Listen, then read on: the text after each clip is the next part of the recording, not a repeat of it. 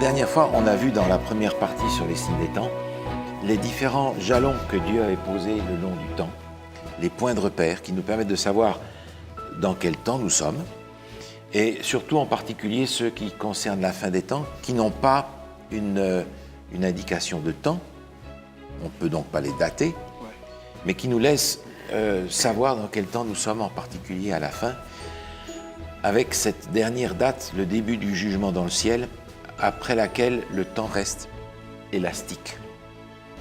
Temps de grâce jusqu'à ce que le jugement soit terminé.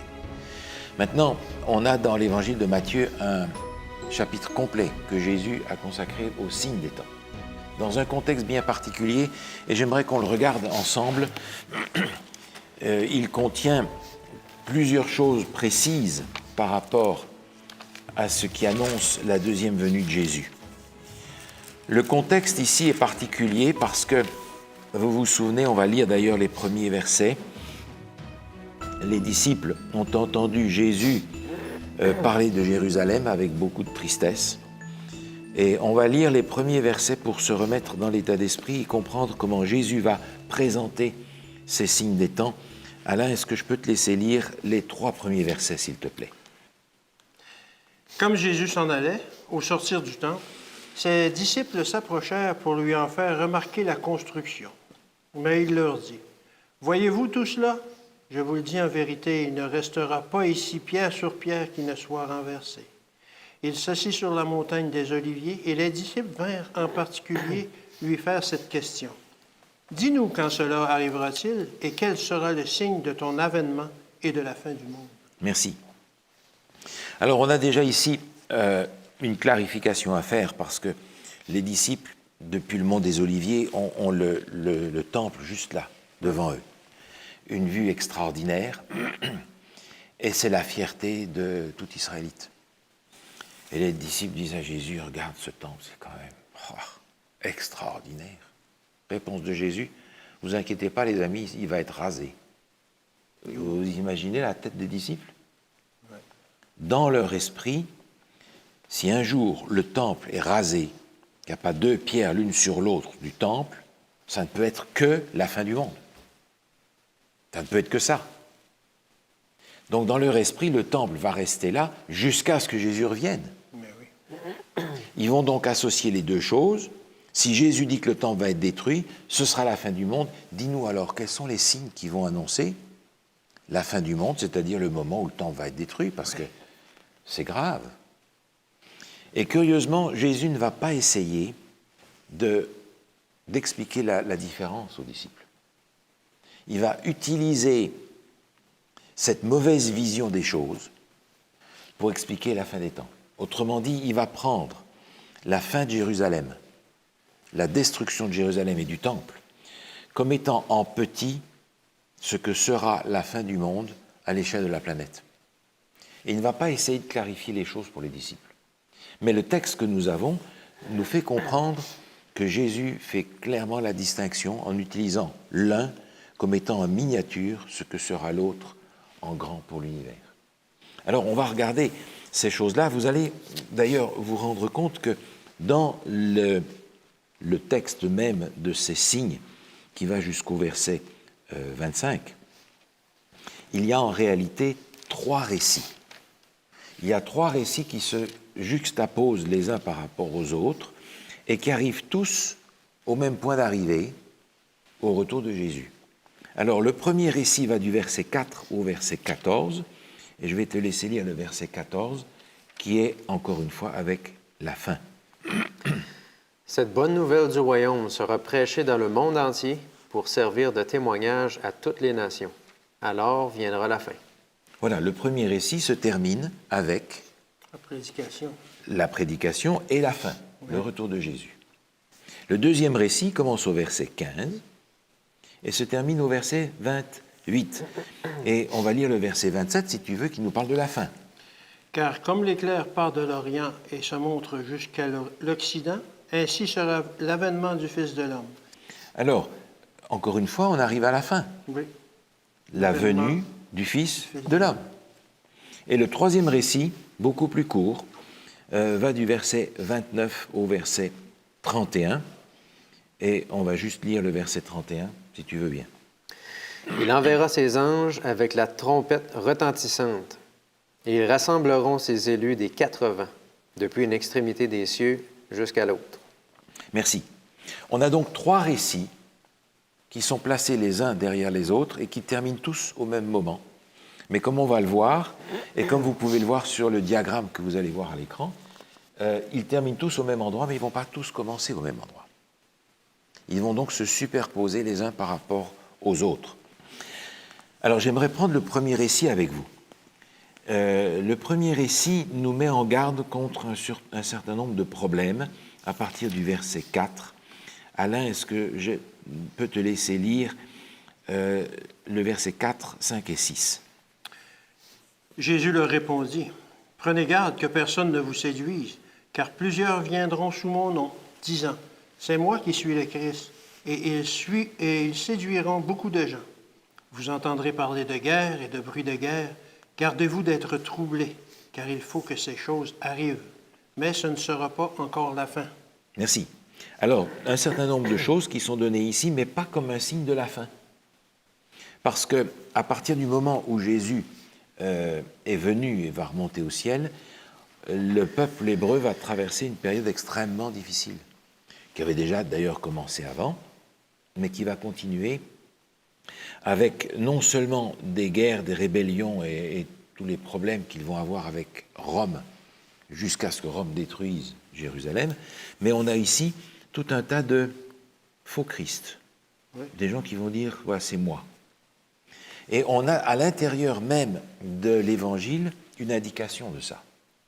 Vous vous souvenez lorsque Jésus passe au tribunal de Pilate, Pilate, pour essayer de se sortir d'affaire, va proposer, comme c'est Pâques, de libérer un prisonnier. Et il va aller chercher le pire, espérant susciter la pitié du peuple pour Jésus. Et il va amener quelqu'un qui s'appelle Barabbas. Bar-Abbas, le fils du Père. Ah, mais là, tout d'un coup, on a une situation incroyable où, sans s'en rendre compte, Pilate est en train de présenter au peuple 2 fils du Père. Il y en a un qui est le fils de Dieu, le fils de l'homme, et l'autre qui se prétend être le fils du Père, un libérateur qui a fait la guérilla et qui s'est finalement fait prendre par les Romains. Lui aussi, un libérateur qui se prétendait être le Messie. Sans le savoir, ce Romain va présenter au peuple 2 Messies, un vrai et un faux. Et le peuple va choisir le faux et mettre le vrai à mort. On avait déjà donc, du temps de Jésus, ces faux prophètes, et ça va continuer jusque dans la révolte 135, même après la destruction, il va y avoir ces révoltes Bar Kokhba qui va se prendre pour un libérateur, etc. Toutes sortes de gens qui vont se lever, qui vont essayer de défendre leur peuple et qui vont se prétendre être des libérateurs, des messies. Il va y avoir des guerres, des bruits de guerre, ça ne va pas arrêter, jusqu'à ce que les Romains en aient assez et envoient la troupe pour détruire Jérusalem. Ils vont déjà l'envoyer en l'an 66, et puis le siège va être levé, et ils vont venir en l'an 70, mais cette fois ce sera pour de bon. Ce sont des temps troublés, mais ce n'est pas encore la fin. Michael, si tu veux nous lire le verset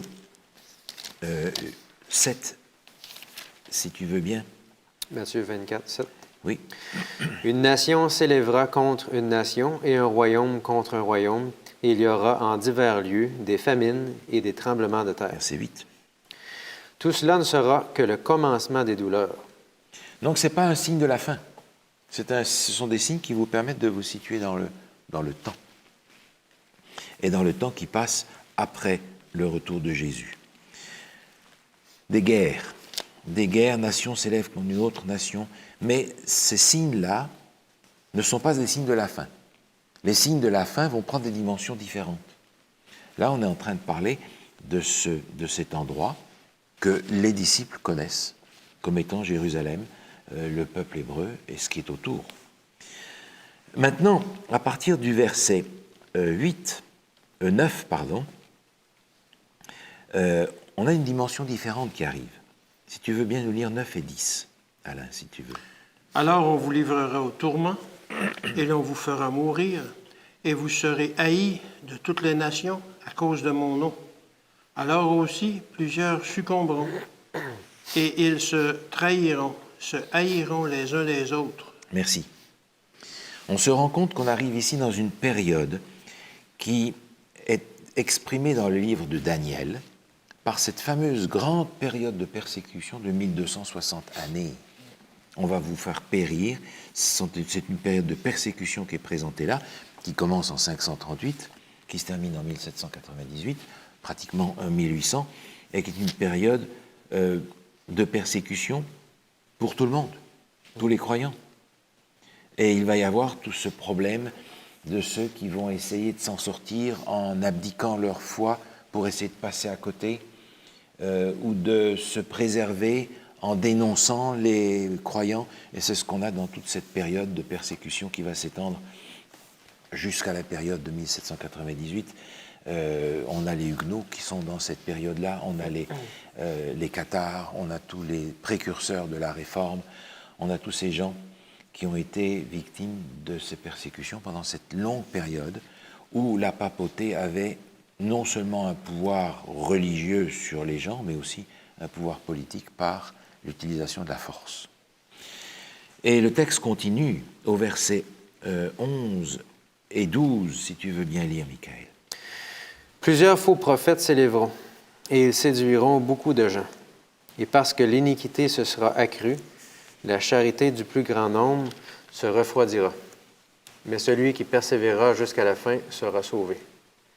Cette bonne nouvelle du royaume sera prêchée dans le monde entier pour servir de témoignage à toutes les nations. Alors viendra la fin. Merci. On a une période différente ici. Plusieurs faux prophètes. On avait déjà vu les faux prophètes au début, à l'époque de Jésus. Mais on n'est plus à l'époque de Jésus ici, on est beaucoup plus tard. On est après les années 1800. Et il y a un certain nombre de faux prophètes qui viennent, et la foi qui diminue. Alors, dans cette période qui va suivre les années 1800, il va effectivement y avoir dans le monde une recrudescence de philosophies, d'idées, qui sont totalement contraires aux Écritures.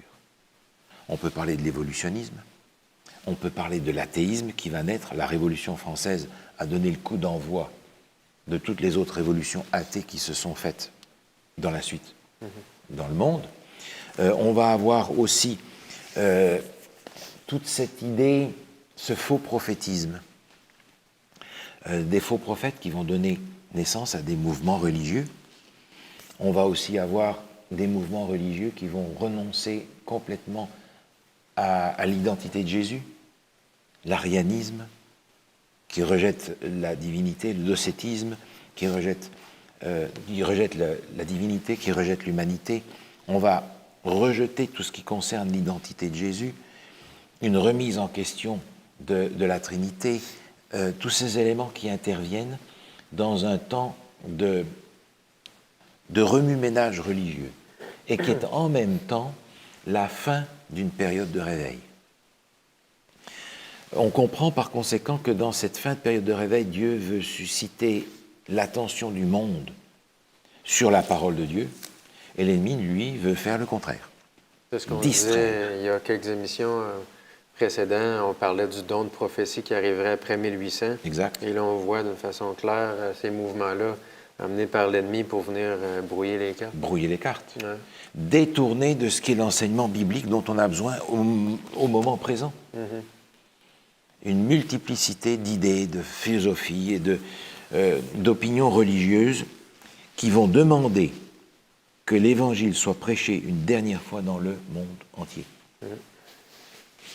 C'est alors que viendra la fin.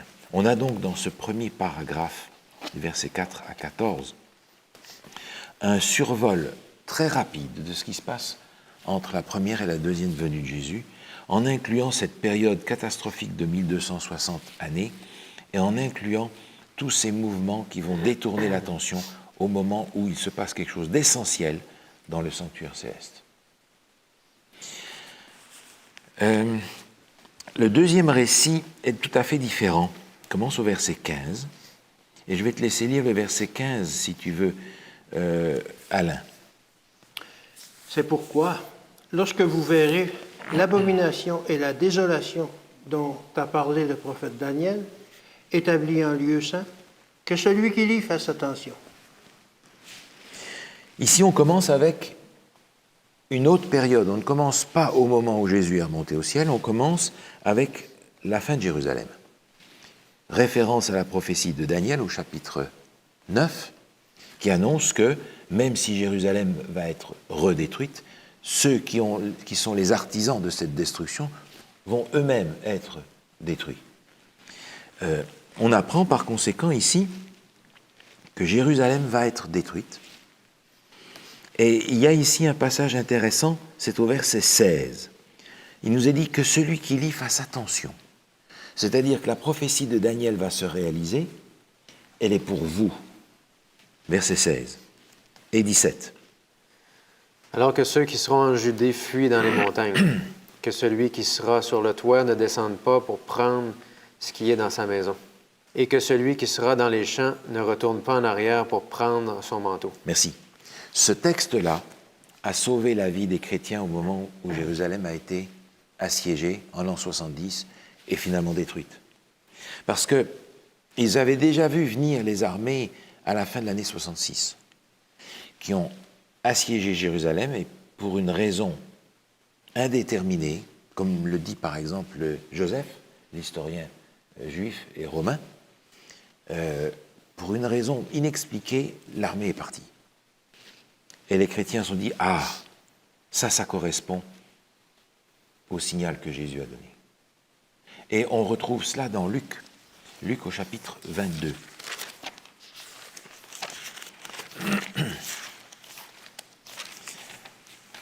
Luc, on retrouve ça dans Luc au chapitre 21.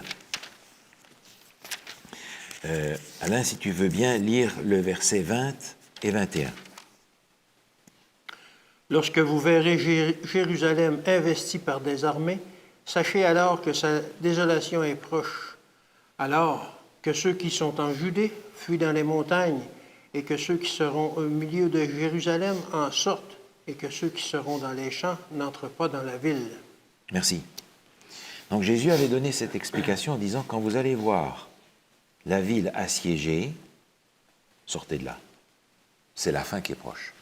Et c'est ce qu'ils ont fait. Je reviens à Matthieu 24, où les mêmes indications sont données. Et Jésus avait dit aux gens, sortez de là. Et effectivement, les chrétiens sont partis, sont quittés, ils sont partis dans le nord du pays, de sorte que lorsque Titus est venu pour détruire la ville, aucun chrétien n'était dans la ville et aucun chrétien n'a péri à ce moment-là. L'histoire continue, parce que après cette période de détresse qui est celle de la destruction de Jérusalem, où Jésus dit de sortir, l'histoire continue.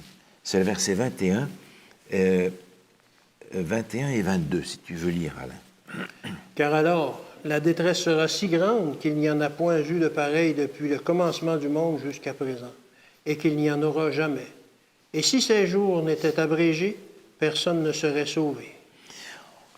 Sur le diagramme, on voit que cette période extraordinairement catastrophique correspond, encore une fois, à cette prophétie de 1260 années de destruction systématique de la vérité et de ceux qui la prêchent pendant des siècles. Une période terrible, une période de détresse, telle qu'il n'y en a point eu jusque-là. Et on nous dit que si Dieu n'intervenait pas, la vérité serait détruite. Donc on a encore ici, comme dans le schéma que l'on voit sur le diagramme par rapport au premier récit, la même période de 1260 années à laquelle il est fait allusion ici. Mais après cette période-là, le texte continue et nous dit versets 23 à 26. Si tu veux bien nous lire ça. Si quelqu'un vous dit alors, le Christ est ici, ou il est là, ne le croyez pas, car il s'élèvera de faux Christ et de faux prophètes. Ils feront de grands prodiges et des miracles au point de séduire, s'il était possible, même les élus. Voici, je vous l'ai annoncé d'avance. Si donc on vous dit, voici, il est dans le désert, N'y allez pas. Voici, il est dans les chambres. Ne le croyez pas. Merci. OK. Ces 2 ou 3 versets ici nous rappellent ce qu'on a déjà vu dans la première partie, dans le premier récit, où on apprend qu'à la fin, il va y avoir des faux prophètes et des faux Christ. Même période, à la fin cette fois-ci. Et c'est clairement en rapport avec la deuxième venue de Jésus, parce qu'il dit, le Christ est ici, il est venu, il est là. Ne le croyez pas. Il est venu dans les déserts, il est venu dans les chambres, il est un moine quelque part caché. Non. Le texte nous dit clairement que tout œil le verra. Oui. Donc on retrouve dans les différents récits des éléments similaires, parce qu'on recouvre sensiblement la même période de temps, plusieurs fois. On doit donc s'attendre à la fin des temps, après les années 1800, à une recrudescence de ces faux enseignements, de ces faux Christ, de ces faux prophètes, de ces fausses idées, de cet acharnement contre la vérité à la fin des temps. On la retrouve dans ces versets ici, qui précèdent le moment où il nous est dit au verset 27, « Car, comme l'éclair part de l'Orient et se monte jusqu'en Occident, ainsi sera l'avènement du Fils de l'homme. » on arrive encore cette fois-ci juste à la fin. Donc ces événements qui sont mentionnés juste avant, dans les versets 23-24, se retrouvent par rapport à ce qu'on avait dans les versets 11 à 14 du récit précédent. Mais ce n'est pas encore la fin. On a encore le 3e récit, et celui-là, il est très court. Michael, si tu veux nous lire le verset 29 et le verset 30. Aussitôt après ces jours de détresse, le soleil s'obscurcira, la lune ne donnera plus sa lumière. Les étoiles tomberont du ciel et les puissances des cieux seront ébranlées. Alors le signe du Fils de l'homme paraîtra dans le ciel. Toutes les tribus de la terre se lamenteront, et elles verront le Fils de l'homme venant sur les nuées du ciel avec puissance et une grande gloire. Merci. Ce récit est beaucoup plus court parce qu'il ne commence pas non plus au moment où Jésus monte au ciel, il ne commence pas non plus à la chute de Jérusalem, il commence au point de repère suivant, c'est-à-dire la fin de cette grande période de 2300 jours, qui est le début du jugement, et qui est signalée par des faits qui, cette fois-ci, ne sont plus reliés à ce qui se passe sur la terre. Précédemment, on avait des guerres, on avait des famines, on avait des tremblements de terre, des faux Christ. Cette fois-ci, c'est indépendant des êtres humains.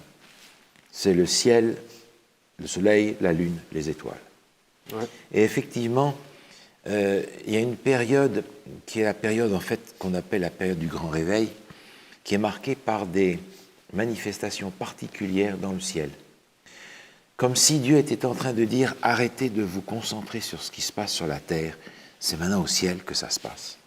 L'essentiel se passe au ciel, regardez au ciel. » Alors, on a plusieurs événements. Déjà, des événements dans lesquels les humains sont impuissants. Le fameux tremblement de terre de Lisbonne en 1755, qui a secoué une grande partie du monde occidental et qui a anéanti non seulement Lisbonne, mais tout le territoire, et qui est resté dans l'histoire comme une des dévastations majeures qui a été faite par un tremblement de terre, 1755. On a cette période de réveil qui court de 1750 jusqu'à 1850 et qui va contenir ces éléments-là. Un peu plus tard, en 1780, on a le fameux jour obscur qui va être observé dans toute l'Amérique de l'Ouest et aussi dans certains endroits d'Europe de l'Ouest. Un jour où, tout d'un coup, il fait noir. Pas à cause du mauvais temps, pas à cause d'une éclipse, mais il fait noir. Pas à cause de l'heure. Pas à cause de l'heure. Il fait noir. Les animaux rentrent dans leur étable parce que pour eux, ça y est, c'est fini, c'est la nuit, en plein milieu de la journée. Les gens doivent allumer parce qu'il fait noir, complètement obscur. Et lorsque c'est le moment que le soleil se couche, la lune se lève, rouge comme du sang. Alors ces signes-là ont frappé ses contemporains. Ce sont des événements qui ont été rapportés dans dans les journaux de l'époque, parce que le lien a été fait évidemment entre le discours de Jésus et ce que les gens étaient en train de voir sous leurs yeux. Plus tard, en 1833, il y a eu cette fameuse chute d'étoiles, et qui a été particulièrement impressionnante parce que un prédicateur de réveil avait commencé sa prédication quelques années plus tôt, en 1830. William Miller, qui annonçait le retour de Jésus. Il avait commis l'erreur de fixer une date, mais il annonçait le retour de Jésus, et il parlait des signes des temps. Et 3 ans après qu'il ait commencé à prêcher le retour de Jésus, il y a cette fameuse chute d'étoiles. Alors non pas 2 ou 3 étoiles filantes, mais pendant des heures, des étoiles qui tombaient de partout. Une chute d'étoiles énorme pendant des heures. Et ça a frappé évidemment l'imagination de beaucoup de gens parce qu'ils se sont dit, mais on entend d'un côté la prédication du proche retour de Jésus et les signes sont là sous nos yeux.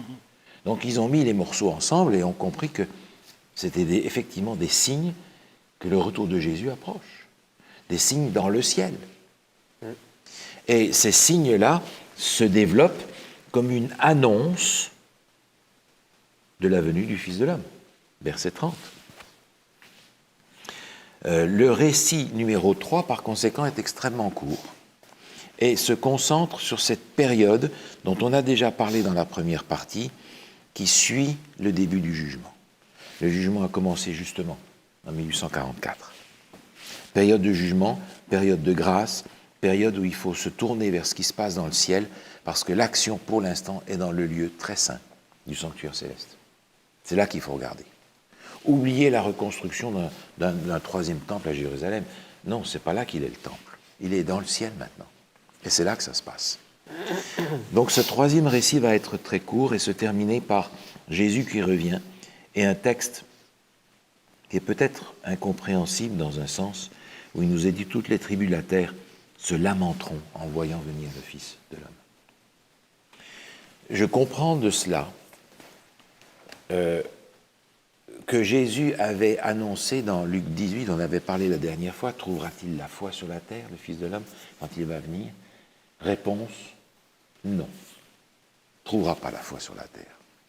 Trouvera de la spiritualité, trouvera pas de la foi. Parce que la venue de Jésus est une catastrophe pour tout le monde. Pour tout le monde. Sauf peut-être le reste dont il est question dans la prophétie. Mais ce sera alors un petit reste. Parce que toutes les tribus de la terre se lamentent. Autrement dit, malheur, Jésus revient, il va entraver nos plans, il va contrecarrer tout ce qu'on voulait faire, et surtout nos idées en ce qui le concerne. Le monde entier va être pris par défaut au moment où Jésus revient. Ce n'est pas manque d'avoir été averti. On a parlé la dernière fois de ce message qui va retentir dans le monde 3 fois encore avant que Jésus ne revienne, mais le monde sera pris par surprise. Alors, face à ces signes, Jésus ne s'arrête pas à dire voilà les signes qui vont arriver. Il va continuer dans 7 courts chapitres dans ce qui arrive, et qui ne correspond pas nécessairement au chapitre de notre texte, mais cette annonce, cet paragraphe particulier, Jésus va parler de ce qui est nécessaire de faire pour être prêt au retour de Jésus. Parce que savoir quand Jésus revient ne veut pas nous préparer pour ça. On n'est pas sauvé par la connaissance. On est sauvé par la foi dans ce que Jésus a fait pour nous. Alors, de connaître la parole de Dieu par cœur peut être bien. Mais Jésus avait parlé à ces gens de son temps. Il leur a dit, vous connaissez les Écritures parce que vous pensez avoir en elles la vie éternelle. Ce sont elles qui rendent témoignage de moi. Oui. Mais vous ne voulez pas venir à moi pour avoir la vie. Donc on va retrouver à la fin des temps un tas de gens qui vont essayer de justifier leur position par les Écritures, qui auront l'apparence de la piété, qui n'auront pas la foi, mais qui ne seront pas prêts pour le retour de Jésus. Qu'est-ce que nous devons faire pour être prêts pour le retour de Jésus? en 7 morceaux. Le premier morceau, il va suivre, c'est une parabole qu'on va lire au verset 32. Si tu veux nous lire le verset 32. Instruisez-vous par une comparaison tirée du figuier. Dès que ses branches deviennent tendres et que les feuilles poussent, vous connaissez que l'été est proche. On continue? Oui, 33 aussi, je te prie. 33. De même, quand vous verrez toutes ces choses, sachez que le Fils de l'homme est proche, à la porte. Merci. Vous savez discerner les signes dans les saisons. Ouais. Soyez au moins aussi intelligents pour discerner les signes des temps. C'est ce que Jésus est en train de dire. Vous arrivez à savoir ce qui va se passer quand les feuilles commencent à arriver, etc. Vous savez que l'été arrive, vous savez ce que vous devez faire pour être prêt pour les récoltes. Ben, sachez qu'il en sera de même. Les signes vous disent les temps dans lesquels vous êtes. Préparez-vous. Ça, c'est le premier rappel que Jésus fait, et il le fait en disant, vous ne savez pas le jour et l'heure. C'est le verset 36. Oui. Personne ne sait. Autrement dit, soyez prêts. Parce que vous avez tous les signes, vous n'avez pas la date, vous n'en avez pas besoin, vous ne devez pas la voir, mais les signes doivent vous dire, soyons prêts. Parce qu'en réalité, que ce soit Jésus qui revienne ou que je doive m'endormir dans la mort, Oui, c'est la même chose. j'ai besoin d'être prêt à l'un comme à l'autre. Parce que la mort étant un sommeil, le moment où je m'endors, c'est le moment où Jésus revient pour moi. Alors, le deuxième chapitre que Jésus prend ici commence au verset 37. Et je vais te laisser lire le verset 37 et 38. Ce qui arrivera du temps de Noé arrivera de même à l'avènement du Fils de l'homme. Car dans les jours qui précédèrent le déluge, les hommes mangeaient et buvaient, se mariaient et mariaient leurs enfants, jusqu'au jour où Noé entra dans l'arche. Et ils ne se doutèrent de rien. Voilà. Ce qui va arriver avant le retour de Jésus va ressembler à ce qui arrive avant le déluge. Combien est-ce qu'il y en a qui ont été sauvés dans le déluge? Il n'y en a pas beaucoup, hein? Noé et puis sa famille. 8. 8 personnes. Par rapport à la population entière du monde à ce moment-là. Ouais. Des gens qui vivaient presque 1000 ans. Jésus est en train de dire, voyez, dans toute la population mondiale qu'il y aura à ce moment-là, ben ce sera comme à l'époque de Noé. Ils vont dire plein de choses, mais il n'y en a pas un qui va rentrer dans l'arche. Il n'y en a presque pas qui vont arriver. Ils vont être tous occupés avec un tas d'affaires, leurs affaires. Mais ils vont être tous pris par surprise. Et ils vont être détruits. Il en sera ainsi, dit-il au verset 39, à l'avènement du Fils de l'homme. Alors on a beau parler du retour de Jésus, je comprends que le monde va être pris par surprise parce qu'ils sont beaucoup plus préoccupés par leurs affaires que par les affaires de Dieu. Donc est-ce qu'on a besoin de s'inquiéter en voyant le monde qui se dépréoccupe de tout ça? Non. Jésus a dit, ils n'en voudront rien du retour de Jésus. Ils vont s'accrocher à leur spiritualité. Le tableau suivant arrive un peu plus loin au verset 40. Et on va lire 40 à 42, si tu veux bien, Alain. Alors, de 2 hommes qui seront dans un champ, l'un sera pris et l'autre laissé. De 2 femmes qui moudront à la meule, l'une sera prise et l'autre laissée. Veillez donc, puisque vous ne savez pas quel jour votre Seigneur viendra. Merci. Alors, il y a ici un texte qui est particulièrement intéressant parce qu'il a été utilisé pour... on s'est appuyé sur ce texte-là pour parler de l'enlèvement secret au moment où Jésus revient. Les gens vont être aspirés parce qu'il nous est dit ici, il y a 2 hommes qui sont dans le même champ, il y en a un qui est pris, l'autre qui est laissé. Aspirés sauf leurs vêtements. Oui, c'est ça, un film a été fait avec ça. Et alors évidemment, puisque on a vu au cinéma, c'est parole d'évangile. Hein? Left behind. Mais ça s'appuie sur 2 textes bibliques qui sont ici et qui parlent du fait qu'on n'est pas sauvé en groupe, Le salut est individuel. C'est pas parce que mon père est croyant que je vais être sauvé. C'est pas parce que ma femme est croyante que je vais être sauvé. Je le serai parce que j'aurai construit une relation personnelle de foi et d'obéissance avec Dieu. Pas sauvé en groupe. C'est la même chose, c'est pas parce que j'appartiens à une église que je vais être sauvé. Je peux trouver une église qui enseigne la vérité biblique, mais l'appartenance à une église ne va pas me sauver. Ce n'est pas une église particulière que Jésus vient chercher. Ce sont ceux qui sont fidèles, qui ont la foi de Jésus et qui gardent ses commandements. Donc ces deux versets ne sont pas en train de nous dire que les gens vont être aspirés ou vont être pris par secret. On nous dit qu'ils vont être pris individuellement. Le texte continue avec cette idée du voleur. Verset 43. Si tu veux bien nous lire 43. Sachez-le bien, si le maître de la maison savait à quelle veille de la nuit le voleur doit venir, il veillerait et ne laisserait pas percer sa maison. L'image du voleur est utilisée ici. Et elle est intéressante parce qu'elle continue sur ce qui a été dit avant, la surprise. L'un est pris, l'autre laissé. Jésus vient, personne s'y attend. Et on a développé à partir de là l'idée que Jésus allait venir discrètement. Mais déjà, on a lu dans les versets précédents, dans les versets 31, que ça va être un cataclysme extraordinaire. Oui.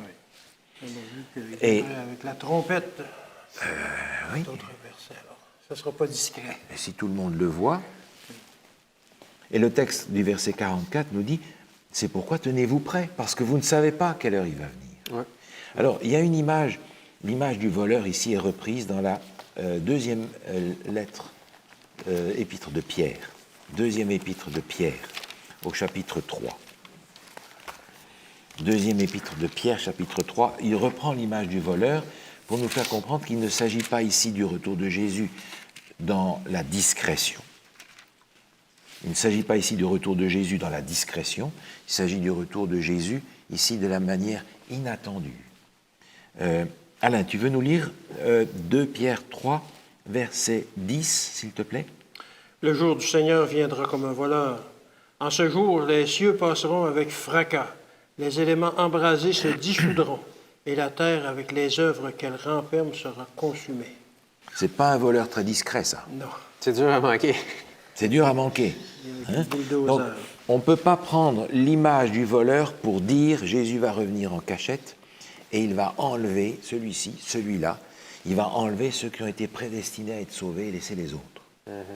Non, parce que Dieu veut sauver tout le monde, mais tout le monde ne veut pas rentrer dans le plan du salut. Donc ce texte-là, qui reprend l'image de l'un qui est pris et de l'autre qui est laissé, se situe dans le cadre du voleur, de la discrétion, de la surprise, mais le retour de Jésus n'est pas un retour discret, parce que ce sera une catastrophe planétaire. Veillez donc. Puisque vous ne le savez pas, soyez prêts n'importe quand. La terre sera consumée. Oui. C'est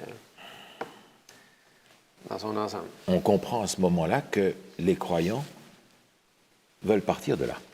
Ils n'ont pas envie de rester au chaud, là. Hein? Ils ont envie de repartir avec Jésus pour être à l'abri de ce qui se passe sur la terre. Ça me paraît sage. Oui. La parabole suivante, elle commence un petit peu après, au verset 45. Et il y a une béatitude qui est donnée ici au verset 46. Si tu veux bien nous lire le verset 46. Heureux ce serviteur que son maître, à son arrivée, trouvera faisant ainsi. Le maître vient et il trouve son serviteur prêt pour son retour. Par contre, il va parler de serviteurs qui disent, dans le verset 48, « Mon maître tarde à venir. » Et parce que ce serviteur dit « Mon maître ne vient pas quand je pensais qu'il devait venir », alors le texte dit « Il va battre ses compagnons, manger, boire avec les ivrognes. » On a là deux sortes de serviteurs. Le serviteur qui est prêt parce qu'il se prépare, Et le serviteur qui dit, Jésus n'est pas revenu quand je pensais, laisse faire. Et il commence à persécuter ses compagnons et à vivre comme le monde. Il n'est pas prêt celui-là. De cette façon-là, Jésus est en train de dire, au verset 51, ce serviteur-là, il le mettra en pièces, il lui donnera sa part avec les hypocrites. C'est là qu'il y aura des pleurs et des grincements de dents. Si un serviteur n'est pas prêt, il est perdu. C'est ce que dit Jésus. Ce qu'on peut comprendre là-dedans, mon maître tarde à venir, donc peut-être que son maître, on parle de Jésus, hein, c'est un chrétien. Oui. Et il dit, il se met à battre ses compagnons. C'est comme s'il se retourne contre ses propres frères et sœurs et à discréditer finalement ce qui a toujours été annoncé, le retour de Jésus. On entend qu'il y a des gens qui vont abandonner le mouvement et se rebeller contre ça. Oui. Ouais. Il y a un changement de priorité ici. On est centré sur le retour de Jésus, la proclamation de la vérité biblique, la préparation pour le retour de Jésus. Et tout d'un coup, parce que dans l'esprit de certains, Jésus n'est pas revenu quand il fallait, alors leur priorité est différente.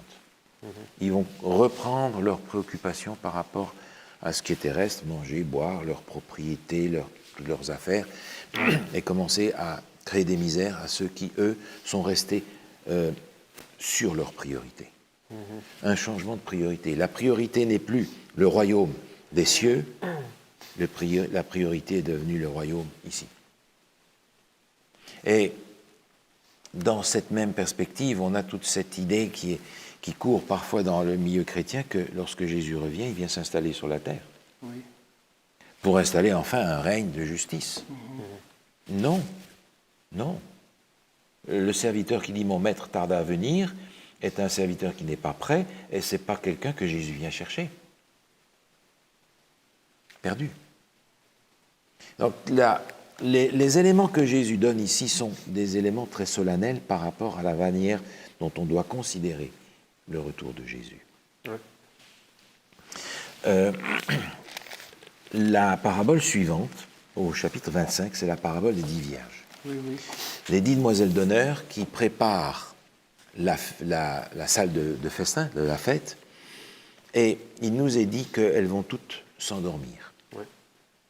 Elles vont toutes s'endormir. Mais il y a deux catégories parmi elles. Je résume pour ne pas prendre le temps de lire tout ça, mais il y a celles qui sont sages et celles qui ne sont pas sages. Celles qui sont sages ont fait une provision d'huile. Que représente l'huile dans les Écritures? Le Saint-Esprit, généralement. Ce sont des personnes qui se sont attachées à recevoir de la part de Dieu son esprit dans une mesure complète pour être prêts à la fin des temps. Les autres, elles en ont un petit peu, mais pas assez pour traverser les moments de la fin des temps. Elles sont appelées folles. Et on a dans cette histoire quelque chose d'intéressant, c'est que celles qui n'ont pas assez d'huile, verset 8, vont demander aux autres, donnez-nous un peu de votre huile. Oui. Pas possible. L'expérience spirituelle avec Dieu n'est pas transmissible. Et si je ne l'ai pas fait à temps, il y a un moment où c'est trop tard. Parce que elles vont partir pour en acheter. Mais pendant qu'elles sont parties pour en acheter, il y a ce cri qui arrive. Verset 6. Tu peux nous lire ça, Michael? Verset 6. 6. Au milieu de la nuit, on cria, « Voici l'époux, allez à sa rencontre. » Aller à sa rencontre. Et on comprend que ici, il ne s'agit pas directement du retour de Jésus, parce que l'époux vient dans la salle des fêtes, et pendant ce temps-là, les vierges folles ont eu le temps d'aller acheter de l'huile, semble-t-il. Je ne sais pas quelle huile elles ont pu trouver, mais quand elles reviennent, l'huile qu'elles ont ne leur sert à rien, parce que l'époux va dire « je ne vous connais pas ». Versets 11 et 12, si tu veux nous lire ça. Plus tard, les autres vierges vinrent et dirent, « Seigneur, Seigneur, ouvre-nous. » Mais il répondit, « Je vous le dis en vérité, je ne vous connais pas. » Merci. Ce cri qui est donc lancé au milieu de la nuit, qui dit « L'époux vient aller à sa rencontre », correspond au moment où les vierges sages sont scellées et où les vierges folles sont rejetées. Le temps continue, en fait. Oui. Le temps continue, mais ce moment-là, c'est le moment où les vierges sages ont pu rentrer et recevoir le salut. Parce qu'après, la porte est fermée. La porte de la grâce est fermée. Elles arrivent trop tard. Quel esprit est-ce qu'elles ont été cherchées? Quelle huile elles ont été achetées? Sans aucun doute pas l'huile qui est l'image du Saint-Esprit de Dieu. Un autre esprit, peut-être.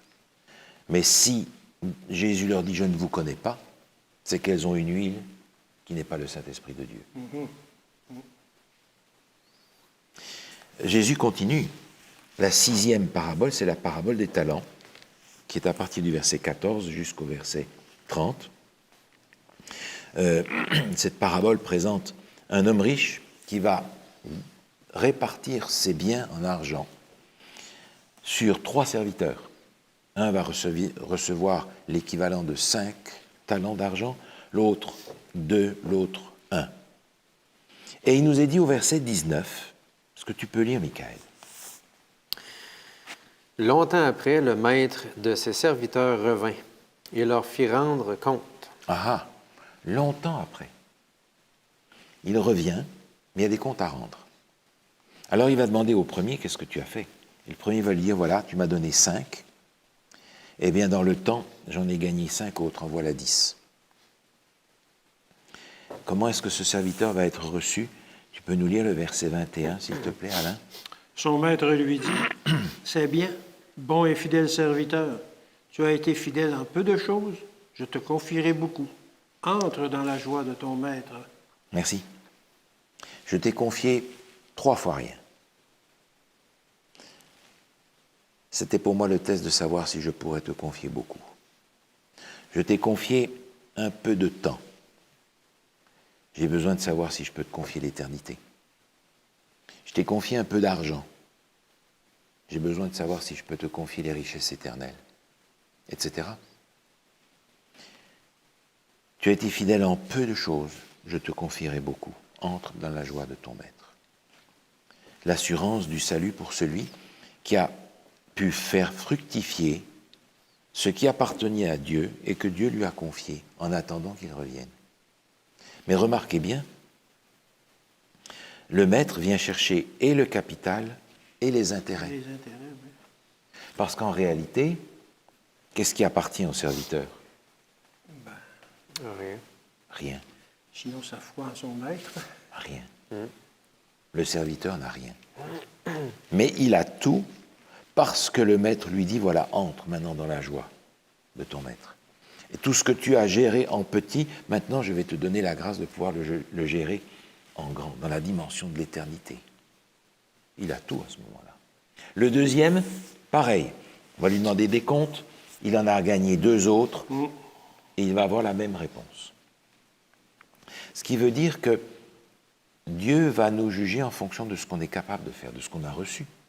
Celui qui a reçu plus, il lui sera demandé davantage.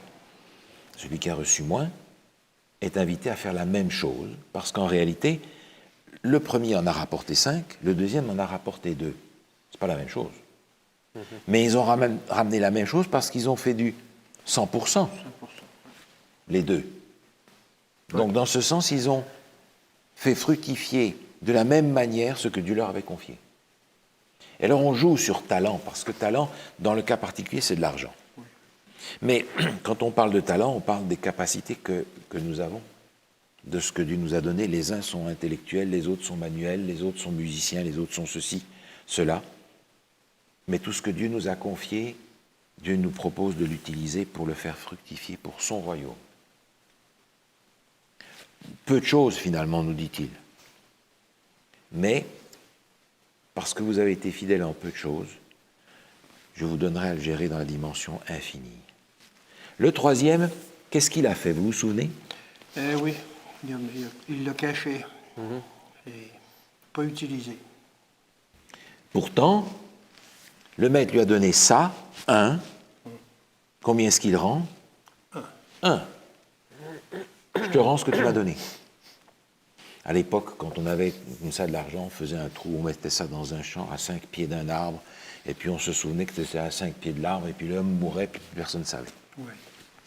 Il va enterrer ça pour surtout ne pas se le faire voler. Et il dit au maître, tu m'as donné 1, je te rends 1, j'ai rien perdu de ce que tu m'as donné. Réponse du maître, verset 26. Si tu veux bien lire le verset 26. Son maître lui répondit, « Serviteur méchant et paresseux, tu savais que je moissonne où je n'ai pas semé, et que j'amasse où je n'ai pas vanné. 27 aussi. Il te fallait donc remettre mon argent au banquier, et à mon retour, j'aurais retiré ce qui est à moi avec un intérêt. » Ce qui est à moi avec un intérêt. Là encore, le maître dit, capital et intérêt, c'est à moi. Tu n'as rien. Tu as juste une responsabilité de gérant de ce que je t'ai confié. Et c'est ce que nous sommes. Mais celui qui n'a pas fait fructifier ce que Dieu lui a donné, qu'est-ce qui lui arrive? Verset 30. Et le serviteur inutile, jetez-le dans les ténèbres du dehors, où il y aura des pleurs et des grincements dedans. Perdu. C'est dire à quel point la responsabilité que Dieu nous donne est importante. Nous sommes propriétaires de rien. On l'avait vu en parlant de la gestion chrétienne de la vie. Tout nous est prêté pour l'utiliser à la gloire de Dieu. Alors, c'est une manière de se préparer au retour de Jésus. Comment est-ce que j'utilise les ressources que Dieu m'a données? Le temps, l'influence, les moyens matériels, peu importe. Comment est-ce que je gère ces choses-là? Pour moi, pour ma gloire à moi, ou pour le service de Dieu? C'est une parabole très solennelle parce que c'est une question de vie ou de mort dans cette histoire. Éternel. De sauver ou de perdu.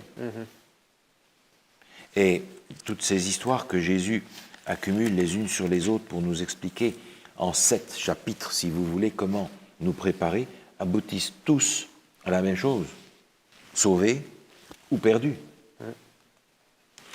La dernière parabole, c'est la parabole qui est au verset 31 et suivant, qui est un peu plus longue, qui parle de ceux des brebis et des boucs, des gens qui sont séparés d'un côté de l'autre. Finalement, on le disait déjà tout à l'heure, il n'y aura que 2 catégories.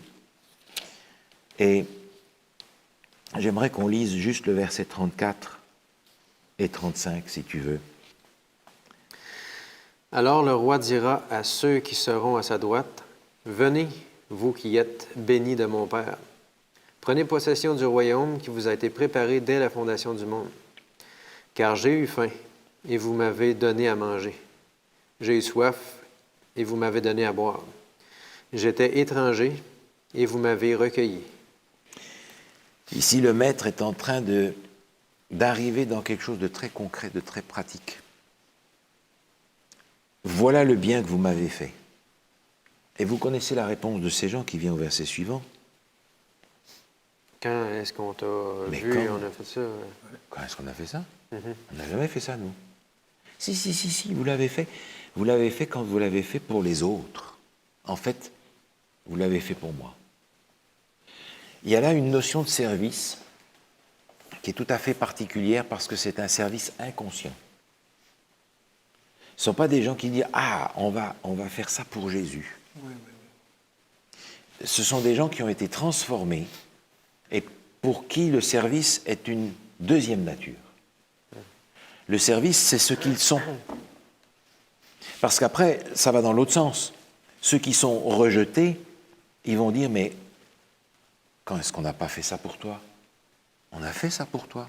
Non, vous ne l'avez pas fait parce que vous ne l'avez pas servi les autres avec ce que je vous avais donné. » Et c'est là encore une question de sauver ou de perdu.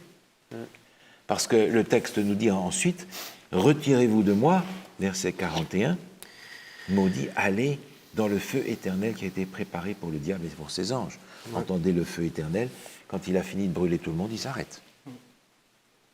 Mais on a encore une fois ici une question sauvée ou perdue. qui est une manière de dire à quel point la traduction dans la pratique de ma vie chrétienne est essentielle à mon salut. Je ne peux pas être un chrétien théorique. Je suis un chrétien quand je suis transformé à l'image de mon Sauveur. Je ne sais pas si vous réalisez l'ampleur de ce programme-là. C'est immense. C'est immense.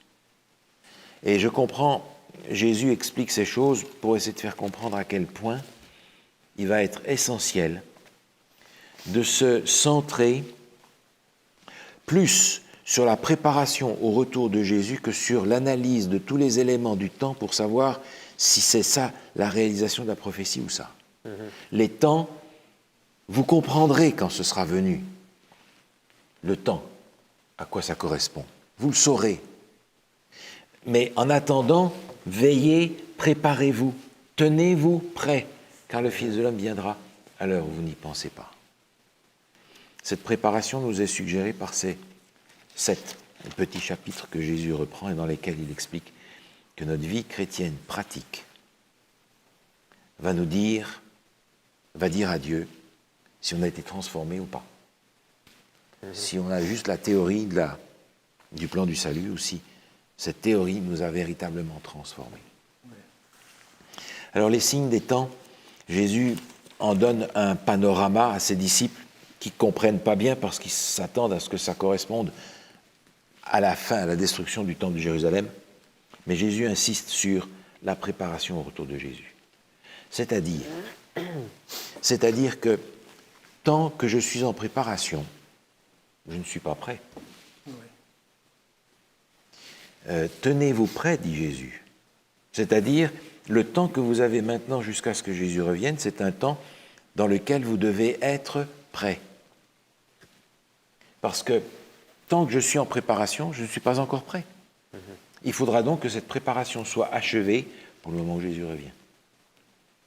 Ça, c'est un programme énorme, qui est irréalisable si je ne construis pas avec le Seigneur Jésus une relation forte, une relation personnelle, une relation vivante, qui lui permette de nous donner son esprit en abondance et d'avoir cette huile qui vient du sanctuaire céleste pour être prêt quand Jésus revient. Un programme incroyable, mais un programme que l'on est invité à réaliser dans le peu de temps qui nous reste. Quand est-ce que Jésus revient? Je ne sais pas, mais je sais qu'il revient et qu'il a hâte de venir pour chercher tous ceux qui se sont attachés à lui. Amen. On prie ensemble? Oui. Seigneur, tu nous as donné des signes des temps. Tu nous as donné des bornes le long du chemin. Tu nous as donné tout ce dont nous avons besoin pour comprendre l'impossibilité d'être prêt pour ton retour, à moins que ce soit toi qui accomplisses en nous l'œuvre de transformation que tu as promise de faire. Seigneur, nous voulons nous mettre à ta disposition pour que tu accomplisses cette œuvre divine en chacun de nous, cette œuvre de transformation qui nous permet de ressembler à notre Sauveur et de développer son caractère. Seigneur, c'est une tâche impossible si nous ne venons pas à toi pour recevoir de ta grâce le pardon dont nous avons besoin, la justification dont nous avons besoin et la transformation pour être prêts quand tu reviendras. Seigneur, accorde-nous cette grâce à nous et à nos familles, aux nôtres et à ceux qui sont avec nous. Au nom de Jésus. Amen. Amen.